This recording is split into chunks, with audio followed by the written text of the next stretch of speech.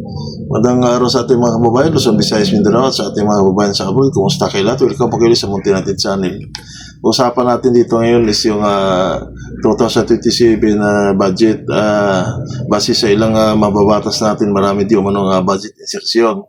So dito naman sana, kung may budget insertion ng isang mababatas, okay naman sana yun kung di na napunta sa wala. Pero yung pinakamaganda siguro, lahat kung sino may mga budget insertion, tapos yung politiko na yon dapat wag lagay rin ng niya sa sariling ipipis niya para makita naman kung saan napunta. Kasi nangyayari dito, naglalagay ka ng mga budget insertion tapos hindi naman nakita ng taong bayan kung saan napunta. Tingnan mo yung nangyayari. Ang mga ilan natin mga politiko dito may mga budget insertion, pero tingnan mo yung mga nasakupan nila, lubog sa baha.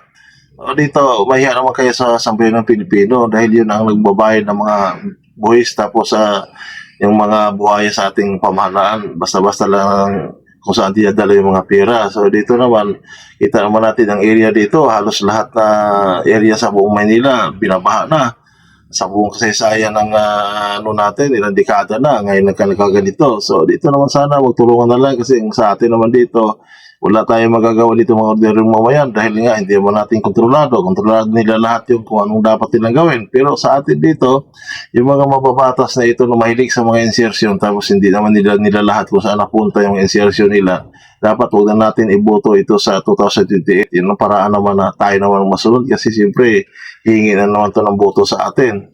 Kasi pag nananalo na sila, wala na, hindi naman sila servisyo na tapat. Nakikipag-away lang sa mga kapwa ng politiko. Kung totoo sila, sila, tumakbo sila bilang public servant, dapat ang mamamayan sana pinag-siservisyohan nila, pero hindi ito nangyayari kasi kung di nila gusto ang isang politiko, doon nakikipagtalo palagi. So sa atin naman, sa darating na 2022, piliin na natin ang maigi, lalo na yung mga party list na ang iba, iba na mga party list, okay, pero yung iba, nakita naman natin, wala lang, kung sino-sino lang nila, kung hindi nila kusunada, talagang kinukontra nila. So dito mapipiliin na natin ng mahigi, mag-partilist ka man o hindi, basta tapat sa bayan, buboto natin. Pero tingin naman natin na wala namang nagagawa sa panunungkulan nila, huwag na natin iboto.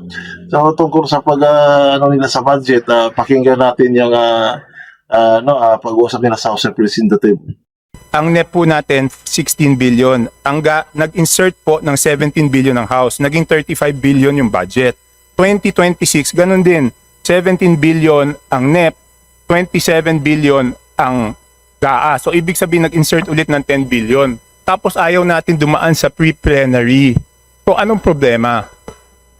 Kong Toby, I would like to reiterate that this is not an insertion. This was deliberated in the plenary. Although there was no pre-plenary for the budget of the Congress of the Philippines, the deliberations on the Madam Chairman, why do we have to submit it? This is about transparency. This is about the budget of the House. May question na nga kung bakit MOOE natin by liquid, by certification. So bakit hindi natin ipakita kung paano ginastos? Yan lang naman ang tanong eh.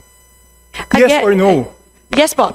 We are one with you, Representative Chanco, in Ma'am, you're one with pushing me, for but you are just transparency. You're circling around the question. So I want to know bakit ayaw natin i-pre-plenary yung budget ng House of Representatives?